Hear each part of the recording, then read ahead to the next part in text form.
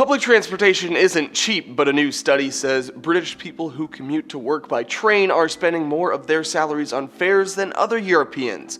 Up to 6 times more, actually, according to the new study. The big hullabaloo is over what's been dubbed Tory tickets, aka rail fares. Currently, the rails are not publicly owned. A quick refresher, Tories is a nickname for the Conservative Party that's the reigning government in London and the UK. Therefore, they're the ones controlling the transport for London and National Rail. But Action for Rail, whose slogan is People Before Profit, is pushing for trains to be owned by the public, tweeting it'd be cheaper with the hashtag Rail Ripoff. That same group gathered UK government data and found UK commuters spend 6 times as much of their salaries on rail fares than those using public railways in France, Germany, Spain, and Italy. The group said those in the UK have the highest commuter fares in Europe. They took a poll of more than 1,700 UK adults and found 61% of participants thought the trains weren't worth the money, and 62% thought fares would be cheaper if the train companies weren't trying to make a pound. And a British politician and member of parliament who is not part of the Conservative Party tweeted out this link from the Labour Party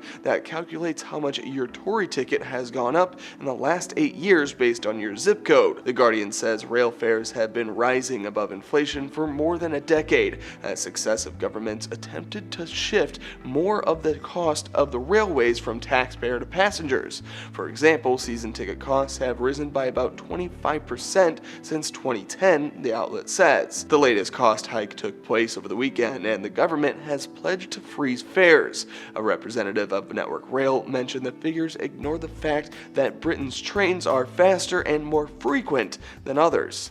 For Newsy, I'm Matt Moreno.